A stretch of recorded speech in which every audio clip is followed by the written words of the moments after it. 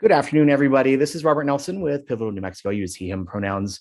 Thank you so much for joining us today, this afternoon, on a repeat performance. Actually, I feel like we do this almost every year, but we're so happy that our friend Sam Sokolove over at Americorps has deigned to join us today and help us demystify the process by which folks can actually apply for Americorps. And so a little bit about Pivotal in Mexico. If you've never come to one of our webinars, this is actually a product of our cooperative network.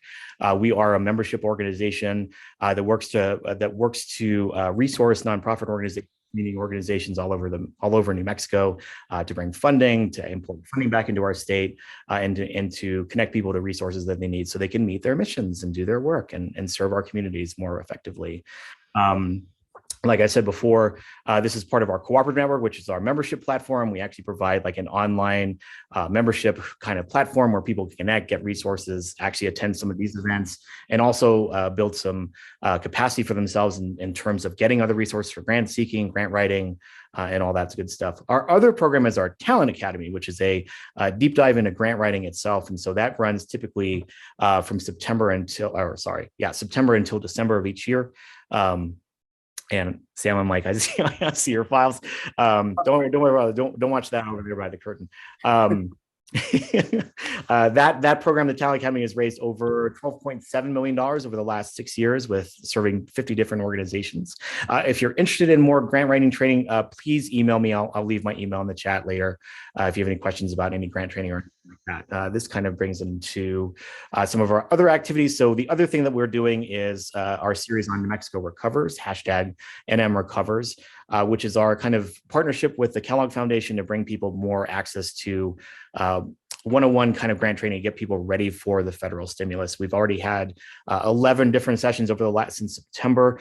Our last one will be in April. We are still deciding on the date for that. So just make sure you check your calendars, check your emails, subscribe to our email newsletter if you can. That way we have some more information for it. Before we get started though, I want to give people a chance to I just want to get to know who's in the audience a little bit. So if you could, take a couple seconds and if you can, answer the questions here in the poll. The first question is, have you ever applied for Americorps previously? And the second question is, if yes to the above, have you been awarded previously? Looks like we'll give people just a couple minutes to kind of answer that. We have 24 folks in the room today. I know over 90 people registered, so there might be some people how they call that, straggling in. So we're just going to keep on letting people in there. In the meantime, as people are finishing up this poll, please let us know where you're from, like what organization you're with, your name, your organization, your pronouns, and what you're hoping to get from today's webinar. That would be really helpful for us just to understand who's out in the audience specifically. So, and also if you've ever been to one of our webinars before, let us know. I think I see some familiar faces in the crowd today, in the Zoom crowd, so to speak. Hopefully we can go back to in person at one time, but I also know one of the biggest things about Zoom is that so many people can join wherever they are in our state, which I think is such a really great benefit to having Zoom webinars and all that good stuff. So it looks like 65 of the participants have answered the poll question. If you are just joining us, please make sure to, again, introduce yourself in the chat and take a minute to answer this poll. The first question is, have you applied for Americorps? And the second question, if yes to above, have you been awarded by Americorps? So our results so far, I think there's 19 out of 26 people in the room. Have you ever applied for Americorps? An overwhelming amount, 84%, have said no to the first question. And if yes to the above, have you been awarded previously? So only 15% have been awarded, and over 85%, that kind of rings true, have not been awarded because it's the first time for a lot of folks. And that's all right. That is totally all right. All right, we'll keep this open for a few more seconds and then we'll keep on going. And welcome for anyone who's just joining us. I'm Robert Nelson. I'm the program manager for Pivotal New Mexico.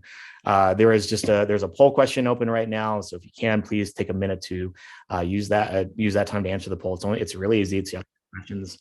I'm just trying to get a sense of who's in the audience. And also while you're doing that, if you already finished the poll, please introduce yourself in the chat, your name, your organization, where you're calling from, and what you're hoping to get out of today's conversation today. With that, I think I will end the poll here in 5 seconds. 5, 4, 3, 2, and 1. We'll share the results really quick.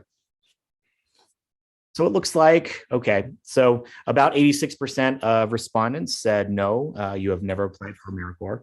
And obviously that number curtails the second question. So 80%, 86% of our attendees have not been awarded before, but 14% of our audience have been awarded here. So that's really great.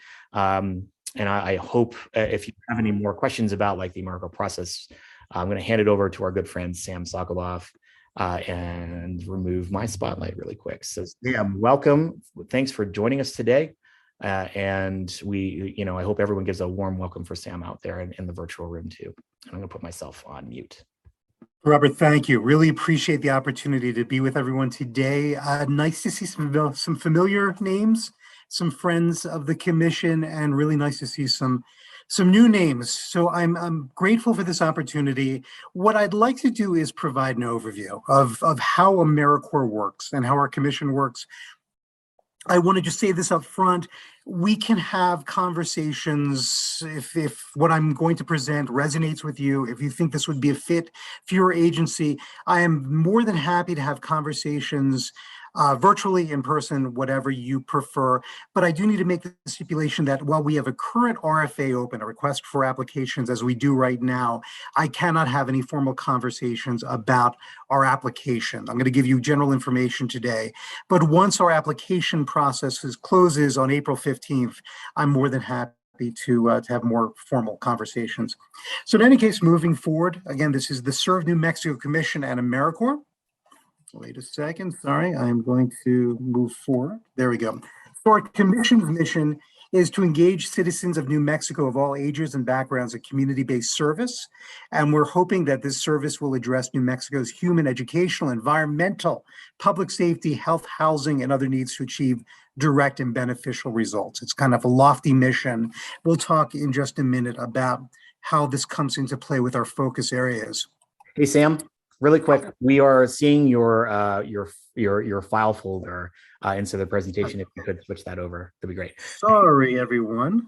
I apologize. Let me try to get this right. Like we can see the files of Sam. Great. Okay. Sorry, I'm just learning this PowerPoint thing after a million years. Bear with me for just a second. I apologize. I know you can see my. This is strange. And now I'm missing the presentation. Robert, can you run it from your end? I can. Hold on. Let me pick it up. Sorry, everyone. I apologize. Give us 1 second. We'll make sure. Let's see. I had it.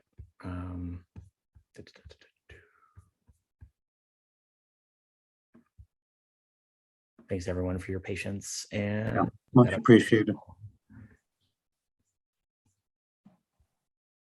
Like, come on, y'all, where's that?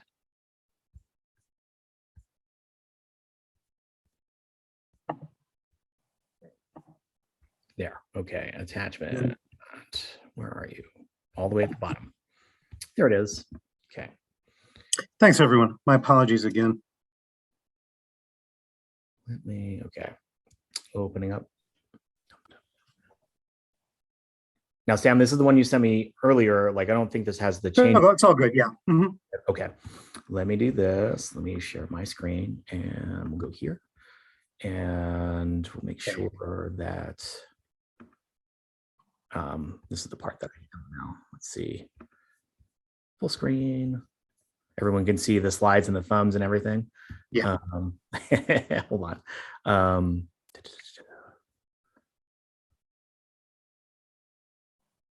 Go here. It looks like everyone can see that. Yep. Yes, that's right. Cool. Just Sam, just let me know like when to move slides. Yeah, next slide, please. So again, our mission, Robert, we can see the slide on the left side if it matters. I hope that's not distracting. Yeah, let me try to see if I can remove that. Okay. Layouts, show tabs. There's not a thing that says hide. It's all good. We can keep going. Okay. Keep going. I'll figure it out. Yeah, sorry, everyone. Okay.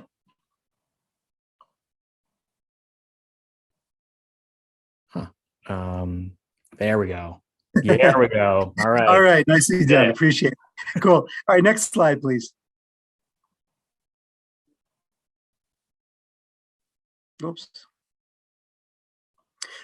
So a little bit about the history. So Americorps had its 25th anniversary recently. Americorps was created in 1993 during the administration of President Bill Clinton. That was through the National and Community Service Trust Act.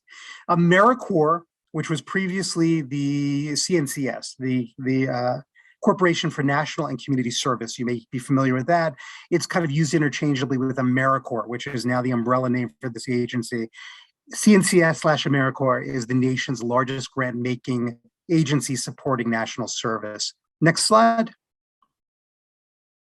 So Americorps works like this. So Americorps is the federal agency connecting individuals and organizations through service and volunteering to tackle the nation's most pressing challenges. Americorps programs are administered by 52 state service commissions. We are not unique across the United States and territories. So our commission is charged, like every other commission, with awarding the Americorps funding, that federal funding, to local organizations to help meet critical needs at the local level. Next slide.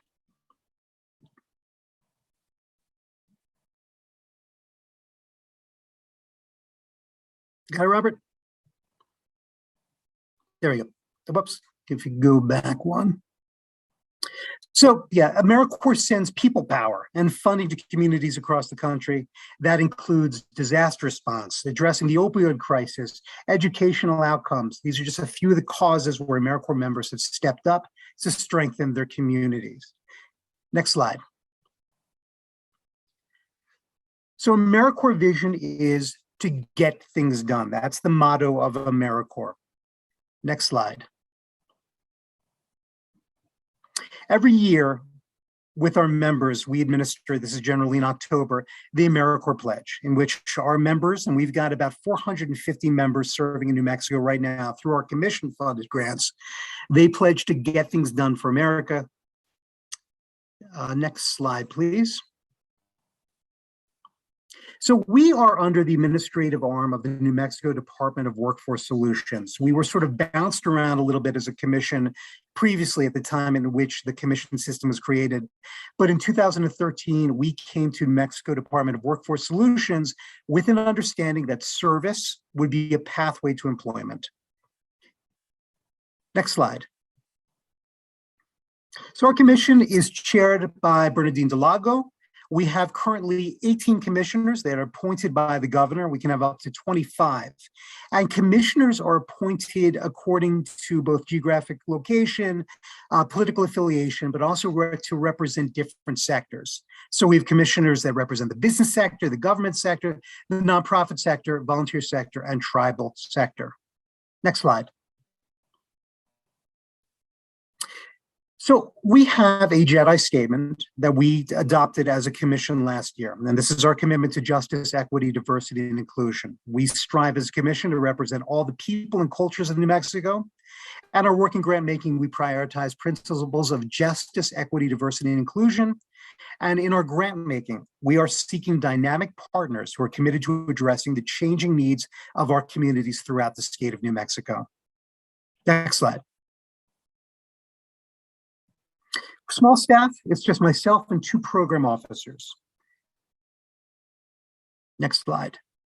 So let's talk a little bit about the national service umbrella, the streams of service. We're going to talk about Americorps NCCC, Americorps Vista, which some of you may be familiar with, Americorps Senior Corps, and then Americorps State and National. Next slide. So this is us. This is where the commission falls in Americorps State and National. Americorps State and National engages in strategic grant making to support organizations that see service as a solution to local and national challenges and create powerful member experiences that result in lifelong civic engagement. Americorps State and National. Next slide.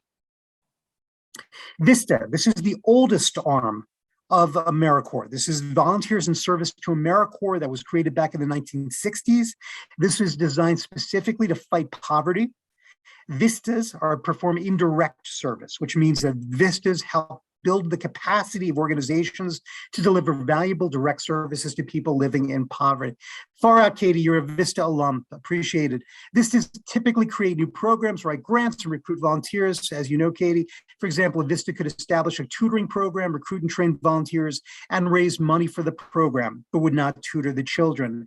I want to put it out right now, if any of these arms of service or streams of service are of interest to you, even if they're not operated through my commission, I am absolutely happy to put you in touch with the people that administer these programs or these streams of service. So going from there, next slide. Americorps Seniors. Americorps Seniors, these are volunteers ages 55 and above. They've been serving their communities through Americorps Senior programs. Each year, more than 200,000 older adults in volunteer service. They are engaged through foster grandparents, senior companions, and RCP programs, enriching the lives of volunteers and benefiting the communities. New Mexico has one of the largest cohorts of AmeriCorps seniors in the country, I'm proud to say. We can't take any credit for that. That's operated through other AmeriCorps partners in the state. But we have thousands of AmeriCorps seniors throughout the community, throughout the state of New Mexico currently. Next slide. AmeriCorps NCCC. AmeriCorps NCCC is a full-time service program that covers lodging and travel expenses, allowing young adults to serve on a team and make an impact in communities across the country while gaining valuable leadership skills. As an NCCC member, my wife is an alum, you are deployed. You could be anywhere in the country. You could do such things as disaster remediation after a flood, mucking houses, to helping seniors prepare their taxes, to helping build buildings, literally build buildings, or to be tutoring with children. It's a whole gamut of different opportunities. This summer, NCCC is launching something called the Summer of Service, targeted for 18 to 25-year-olds, which is going to send them first to Aurora, Colorado, and then they'll be deployed to who knows where. And this will be a 2-month program. It's the first of its kind. I'm really excited that there's a number of young New Mexicans that are signed up to participate. So that's NCCC. Next slide. And all this, if you're interested, you can go on to the AmeriCorps website and do the Fit Finder. And you can explore, if you're interested in AmeriCorps, what might be the best fit, literally, for you to consider of all the streams of service. Next slide. So our commission, we are boots on the ground, as evidenced by that lovely photo. Our commission only funds direct service, boots on the ground programs. That's our commission. Next slide. This gives you a rough picture of what all the streams of service look like in New Mexico. This is a little outdated. This is more than a year old. But with all the streams, AmeriCorps Seniors, AmeriCorps State and National, Vistas, we're talking about 714 service sites, more than 4,500 members of all streams of service. This translates to about $21 million, actually it's more than that, of AmeriCorps/CNCS funding that's coming to our state. And that's $25 million of AmeriCorps scholarships that we're going to talk about, education awards, that have been earned by New Mexico AmeriCorps members since 1994. So those are pretty impressive numbers. Next slide. So what this looks like is we are under the auspices of the Mountain Region Office. Regionalization, I'll spare you the details around this. We previously had a state office. In the last 2 years, that's gone to a regional office that's based in Aurora, Colorado, where we've got a Mountain Region Office that provides guidance to commissions in our region. So this means that they are administering with us $83 million, 3,900 locations, and 31,000 service members in the Mountain Region alone. Arizona, Idaho, Montana, New Mexico, Colorado, Utah, and Wyoming. I will say that the Mountain Region structure is working quite well, and we're very pleased as a commission with this regionalization. Next slide. So delivering direct service, what do our members do? Our members are doing such things as they're tutoring children and reading as a literacy coach. They are providing relief services to communities affected by disaster, providing health information to vulnerable populations, engaging in community cleanup projects, neighborhood watch programs, or supporting after-school programming. And we'll talk more about that in a second. Direct service, boots on the ground activities. That's what we're looking for with our grant making. Next slide. So actually it's more than this, but more than $3 million comes through our commission for programs every year. We'll talk a little bit more about how that process works, but about $3 million that we have as a commission to allocate through our grant making process. Next slide. Our grant awards depend entirely on the program design. They can range from $45,000, that's a planning grant, which we'll talk about, to more than $800,000. It depends entirely on the number of members that a program wants to enroll. It depends on the size of the program, the history of the program, and it depends on other factors as well. So you can see there's a pretty wide range of grants that come from our commission.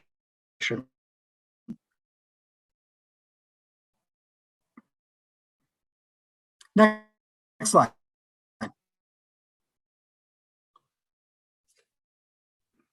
Sam, just a heads up, I'm experiencing some internet lag, either from your end or mine. So I'm just going to make sure that I know you cut off a little bit. So I'm just going to try to move to a different spot here to my office. And I'm trying to get rid of this other right side of the screen, but I can't figure out how to do that, unfortunately. No worries, it's all good, but yeah, thanks. Okay, y'all. Sorry about that. Okay, cool. Go for it. Next slide, Robert. So what do our grants include? So when you apply for a grant, you are going to include a request for an allotment of Americorps member position and funds that are tied to a number of members. The grants that we administer are solely for program expenses, are not for general organizational expenses. So we provide with our grants partial funding. We'll talk a little bit more about that in a minute to support Americorps projects and programs, but there's a requirement, a match requirement from the programs themselves. And grant recipients must contribute cash or in-kind match funding to support the project, which goes up incrementally over the life of the project. So there are some expectations associated with our grant making, but again, you want to have, when you approach Americorps, you want to have a clear sense of how many members you can reasonably take on. And traditionally, we have had a requirement that it's a minimum of 10 members, that the administrative burden is not worth taking on any less than 10 for an Americorps state or national program. Next slide.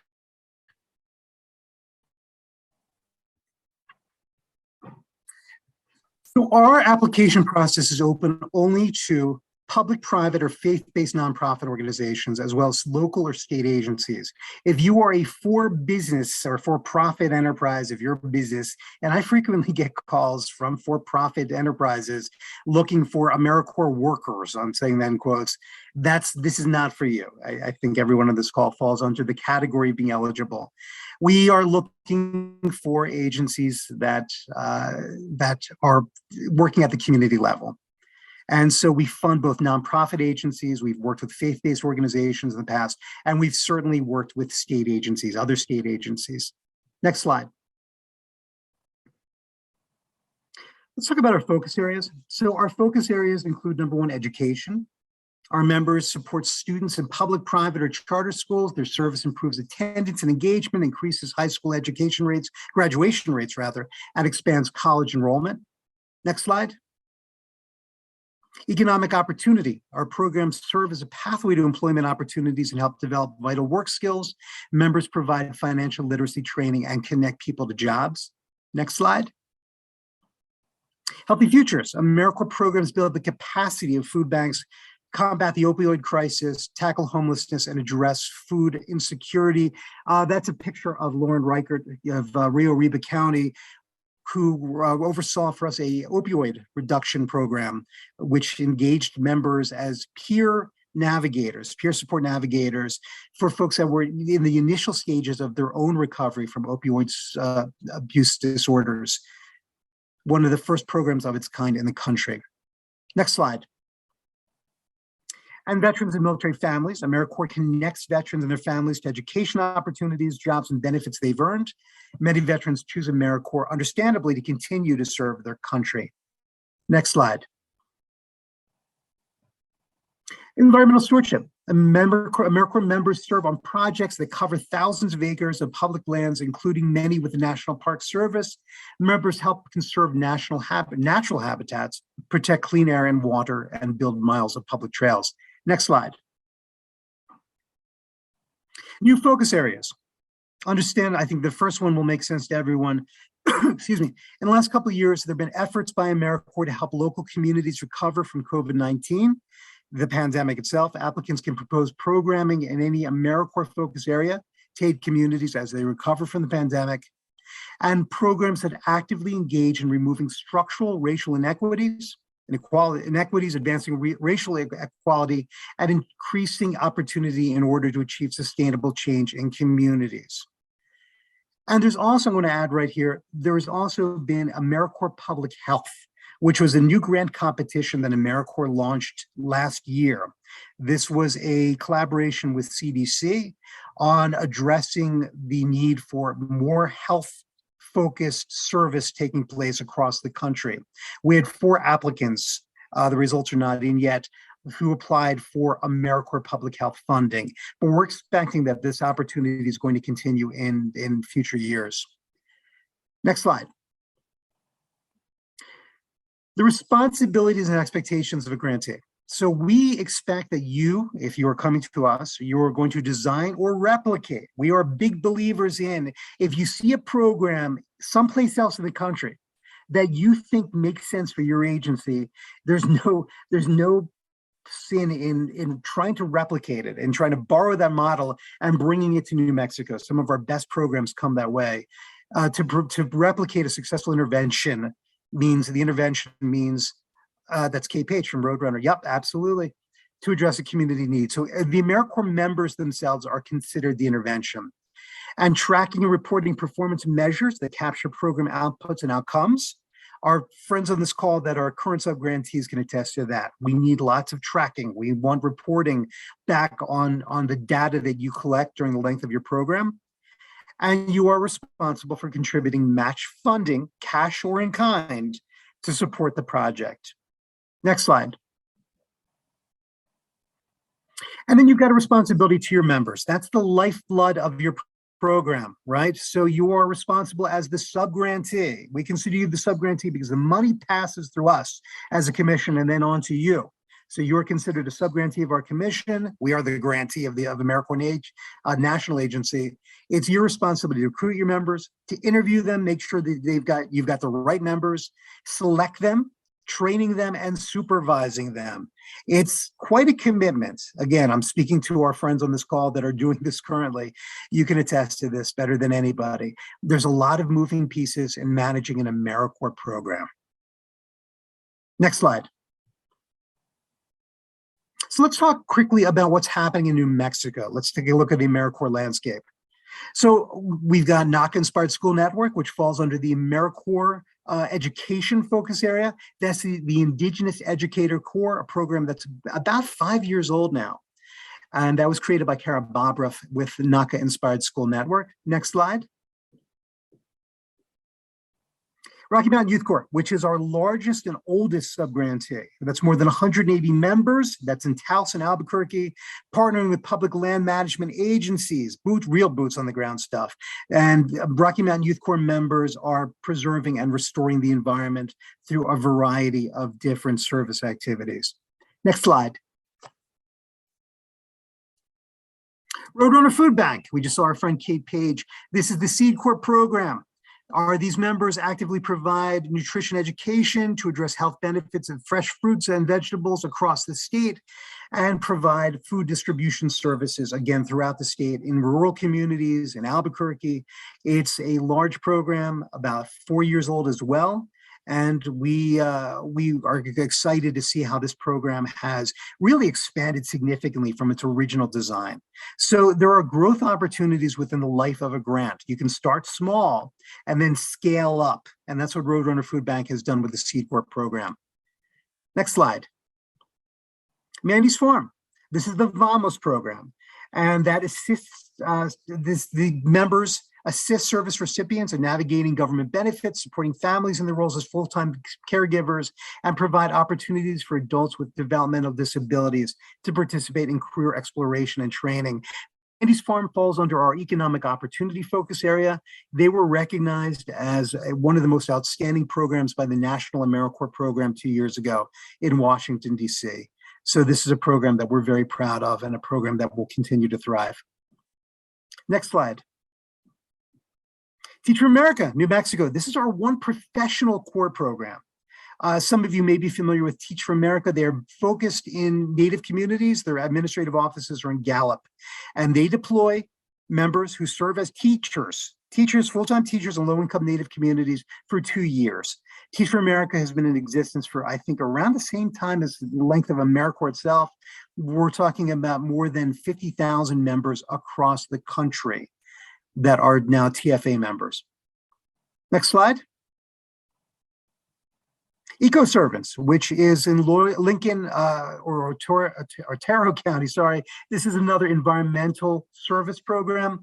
Then their commitment is to improve, restore, or sustainably create trails, remove noxious weeds, improve parks throughout Lincoln and Otero County. Lincoln and Otero County, sorry. So this is a program that's about 15 years old. Stephen Carter is the executive director, and a program that every year has more than 40 members. Next slide. Families Youth Incorporated. This is in Las Cruces. Their mission is to increase academic success. They're an education-focused program among children and youth placed at risk through a universal approach, providing tutoring, mentoring, and other social services. They're also expanding outside of just Las Cruces. This is a program with, I think, 25 members currently, but they're looking to expand outside of just their county. It's a program that has met with a great deal of success. Members tend to go on into social services professionally after their term of service with FYI. Next slide.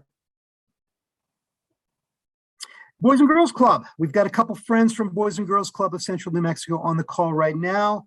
This program helps youth with good decision-making and resistance skills, youth and teens in Albuquerque schools.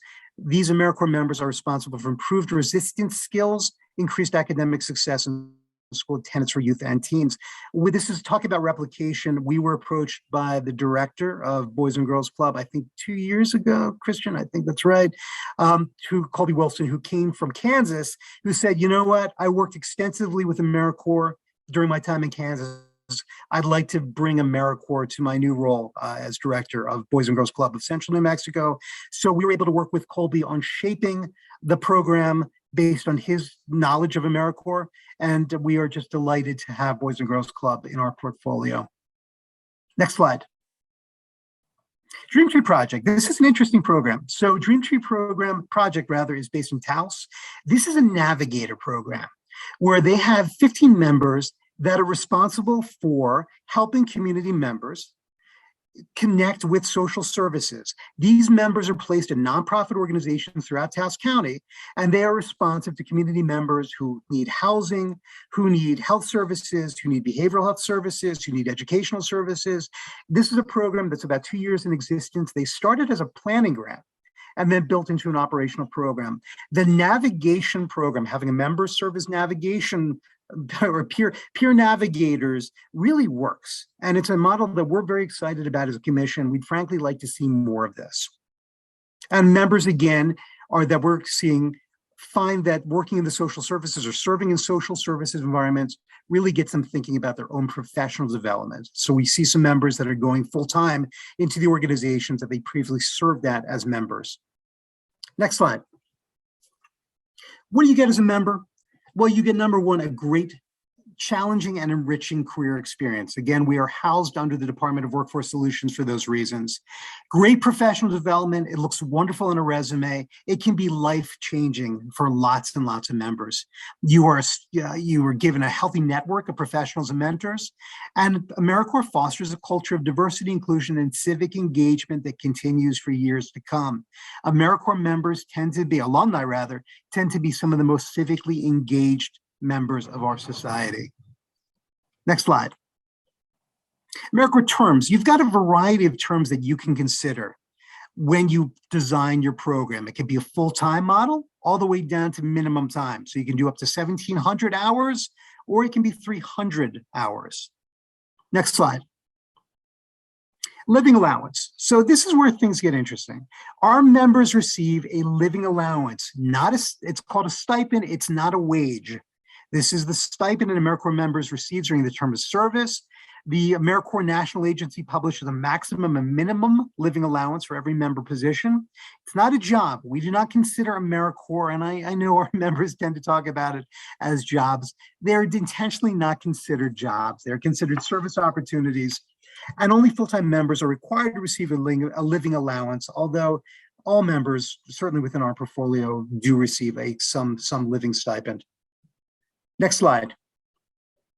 So you can see that ranges up to a maximum of $33,000 for a full-time member, all the way down to almost $2,000 for an abbreviated time member.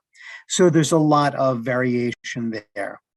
No one's going to get rich as an AmeriCorps member. There's a lot of conversation at the national level about the need to raise the stipends. And I think we're going to see that happen as a system, but we want to caution our members that this is not to be looked at as a job per se. Next slide. Is that the next slide? That was the next slide. Cool. Was. Okay. Yeah, that's good. Yeah, thanks. So you also receive a Segal Award. You are eligible, rather, for an Eli Segal Award. Members who successfully complete a term of service will be eligible for an education award. The amount of the education award is linked to the value of a Pell Grant. A member has up to 7 years after his or her term of service to use the education award, and awards can be transferred to the member's children, stepchildren. We see this frequently with senior members, foster children, grandchildren, or stepchildren. Again, 7 years to use this. The majority of our members are certainly using this themselves to pay for their current tuition or to pay off student loans. Next slide.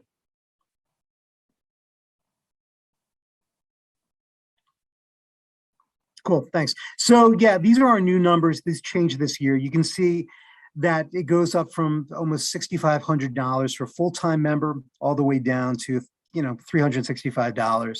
But this really makes a difference for a lot of our members. We hear frequently that the education award made the difference for a lot of our members and whether or not they're able to stay in school. Next slide.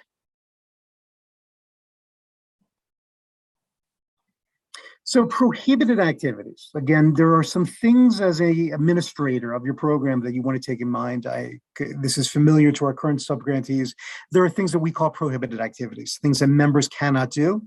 Members can't be out there influencing legislation, organizing or engaging in protests, petitions, boycotts, or strikes, impairing existing contracts for service or collective bargaining agreements, engaging in partisan political activities, participating in endorsing events or activities are likely to include advocacy for against political parties, etc., providing abortion services or referrals. We want our members to be engaged civic leaders on their free time, but when serving and when they're in gear, in AmeriCorps gear, we certainly want to make sure that they are not engaging what can be seen as partisan or explicitly political activities. And we've had incidences over the years in which this has not been adhered to, and it creates issues. Next slide. So let's talk about the application itself. Next slide, Robert. Our funding year is typically 1 year. So that's September 1st, 2022 through August 31st, 2023. let's say that you're applying for a current application, you receive notice of funding probably in June, and that'll give you time to start gearing up for a program year that will begin in September. There's some variations. Some of our programs begin earlier in August, and some of our programs begin a little later in October. There's some discrepancies, or rather some variation there based on the program model. But this is typically what it looks like for our programs. Next slide. We release 2 requests for applications. We administer 2 pools of funding, the formula pool and the competitive pool. Next slide. Competitive. So we release this typically in early, late fall, early winter. It's called competitive because applications come to us, we review them, we peer review them, and then we make recommendations to the national agency about who should receive the funding. This is really for established operational Americorps programs. It's very rare to see a new program go immediately to competitive. It's like getting the equivalent of tenure. We see programs then funded for 3 years, but the funding decisions themselves are not made by our agency. We currently have 4 programs that are in competitive status. Next slide. And then we've got formula. It's called formula because the amount of the allocation depends on population size. So that shifts every single year. The allocable amount is determined by the agency, but our commission has full discretion about who receives the funding and how much. That's within our operational responsibility.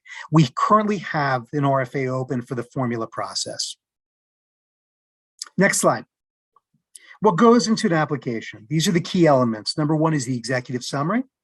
Number 2 is the program design. Number 3 is a statement of organizational capability, that you're going to be able to show that you've got the capacity to run an Americorps program. Next, cost effectiveness and budget adequacy, and then performance measures. So those are the 5 elements of an Americorps application, state and national. Next slide. Looks like this: program design, 50 points, organizational capability, 25 points, cost effectiveness and budget adequacy, 25 points. So obviously the majority of your points go into the program design. Does it make sense? Is it fundable? Does it look like something that would be able to support a cohort of Americorps members doing meaningful service that has impact? Next slide. Member service year. I'll spare you the too much conversation around this. Member service year, as our friends that are running programs know oh so well, this is the 1 MSY is the equivalent of 1 full-time term of service. That's what's used to calculate the cost to the corporation or the commission of your Americorps program. So we talk a lot about MSYs. You can request no less than 10 slots, Americorps members, or 5 MSYs, which translates to 10 plus members. Next slide. Your executive summary. This is a really key element of what you want to do, and when presenting your application, you want to make a clear case that your program will have members in specific geographic locations doing specific things. You're going to ask for a specific amount of money. You're going to give a clear sense of the match that you're going to bring to the project.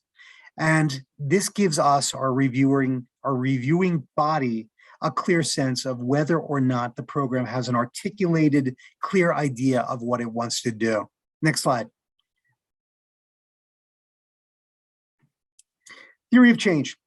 You're going to be able to describe to us as a commission the design, the target population and roles of Americorps members, and if possible, if applicable, the number of volunteers that you're going to bring to this. So you're going to explain how Americorps members are going to contribute significant and unique contributions to the existing efforts of your agency.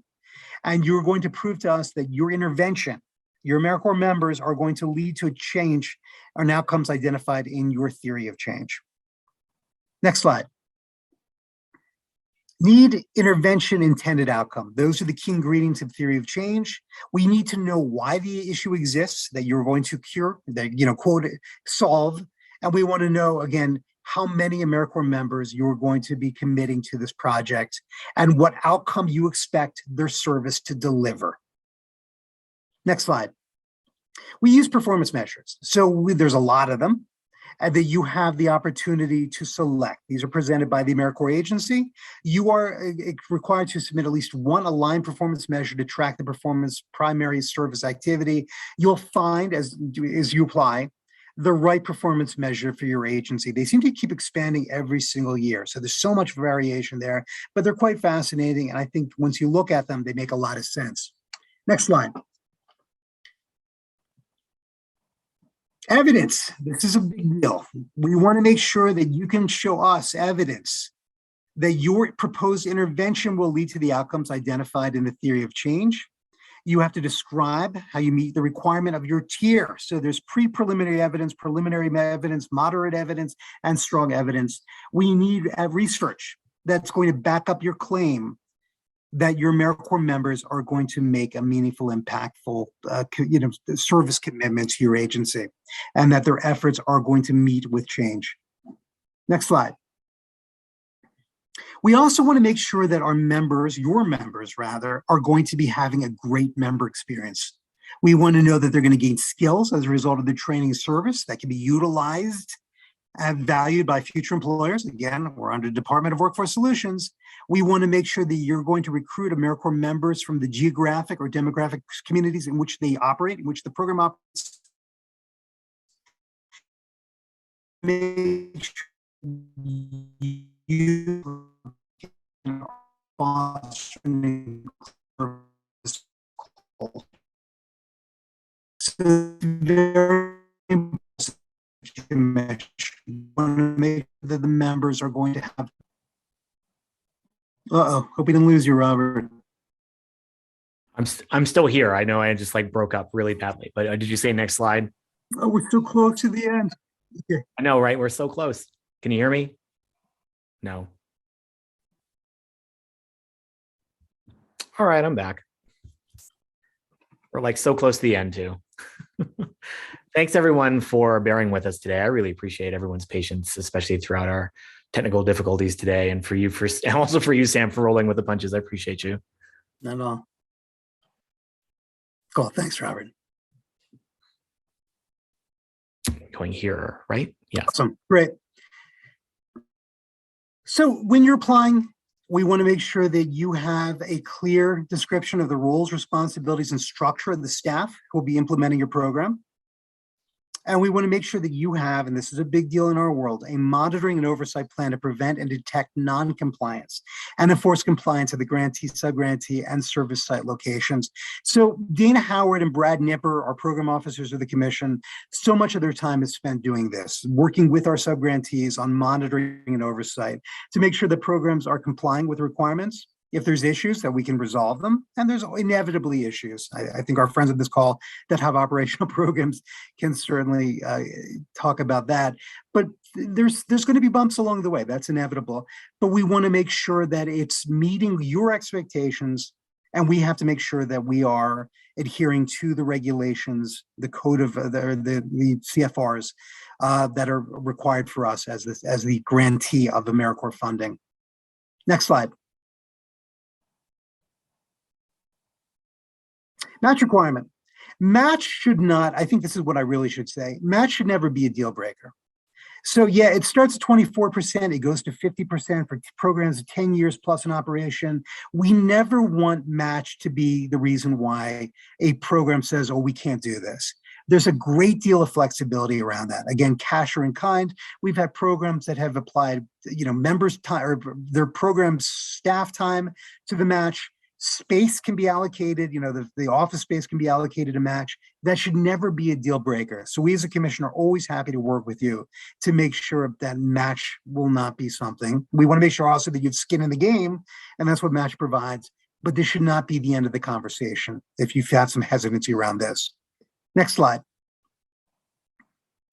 And then, there's a couple of variations too. Most of our grants are cost reimbursement, meaning that every year the programs, or not every year, every month, the programs submit a periodic expense report in which their funding is allocated on a monthly basis, as long as they're meeting all their benchmarks. We also have fixed amount grants. We can talk offline about that if that's interesting. There's less sort of administrative burden around that, but the majority of our programs are cost reimbursement. Depends on the program design. Next slide.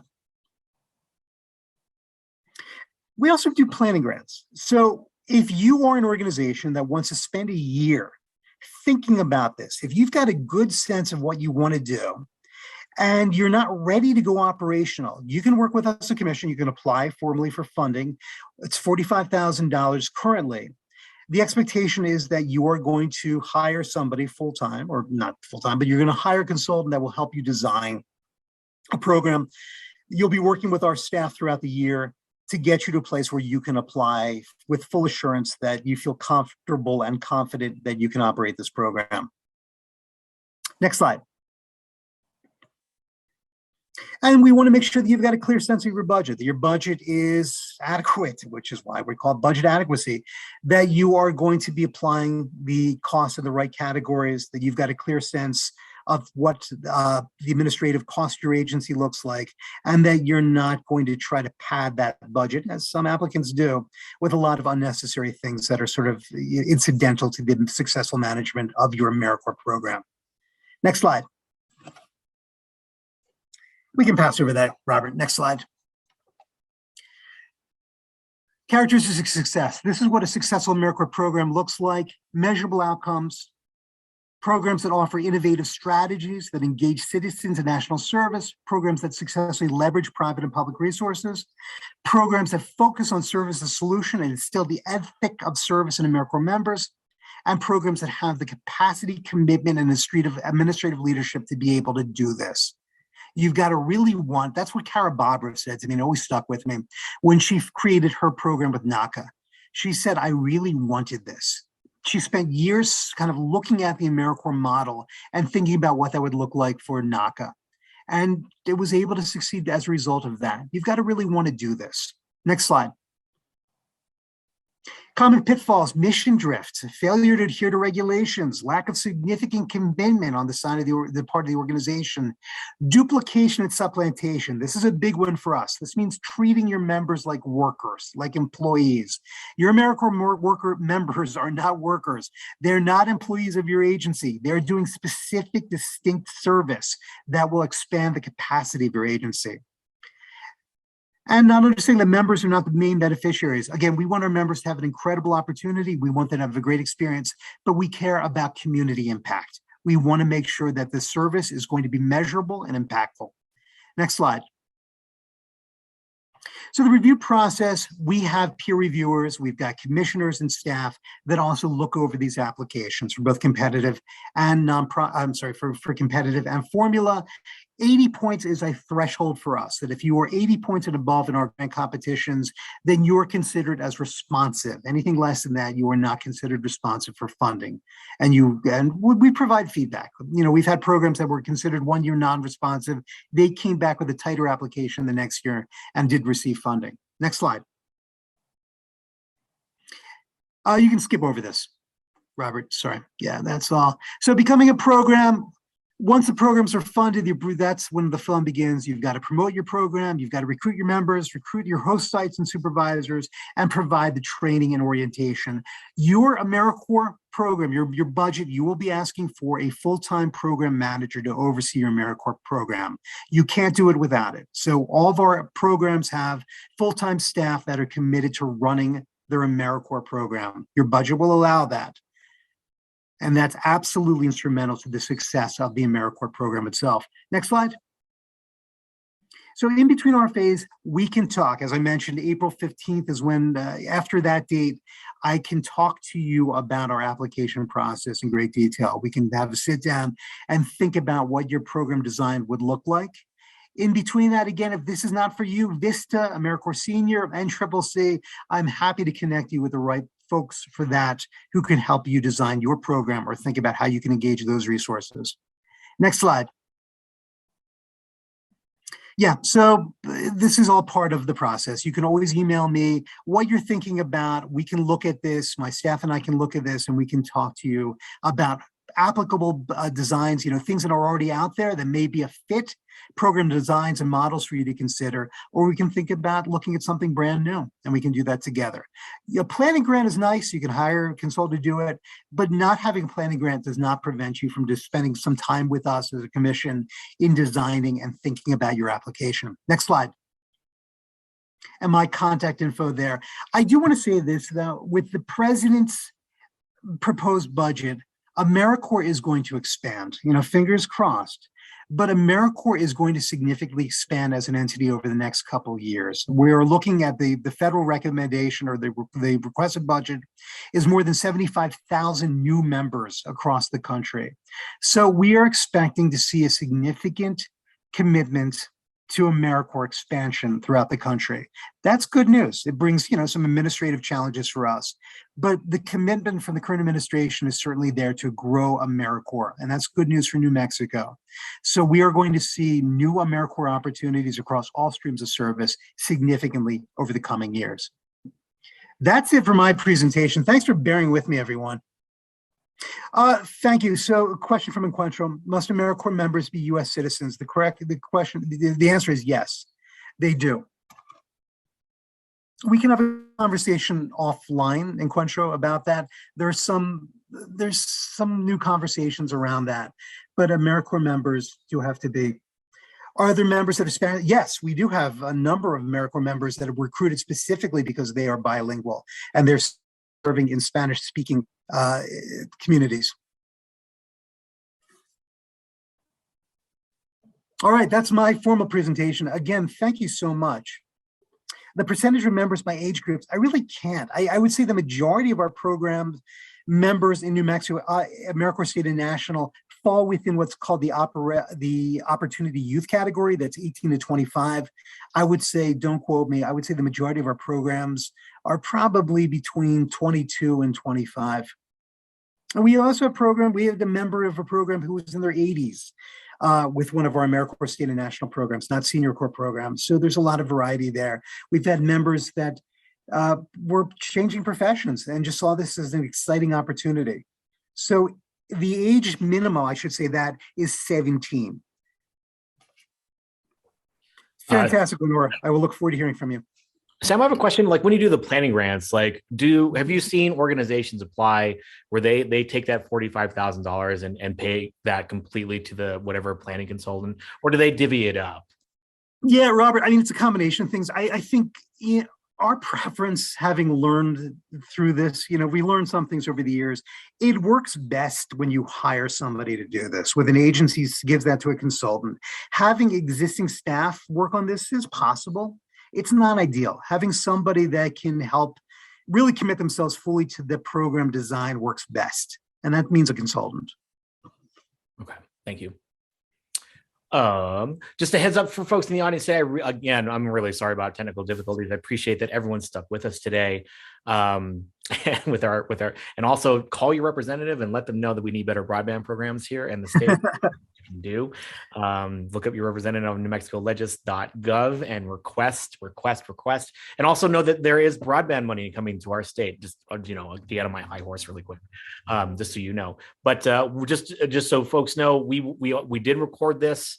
And we will post it probably within a day, along with slides too in PDF format. And like I said before, thanks, Sam, for your time today and for rolling with the punches, and thanks everyone else too for rolling with us as well. And so happy to stay on if anyone has any other questions. But other than that, Sam, thank you. And I hope everyone has a really great rest of your Wednesday. Yeah, thank you, everyone. Really appreciate your time and for bearing with us. Robert, thank you for the invitation.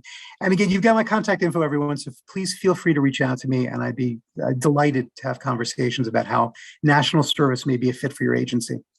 Awesome. Hey, Sam, this is Christian. After we are done, can I give you a quick call? I have a question. Yeah, absolutely. I'll be on standby. Okay, cool. Thanks. Cool. Sure. Thanks, y'all. Thanks, everyone. All right, y'all. Everyone have a really great day, and we'll see you on the flip side.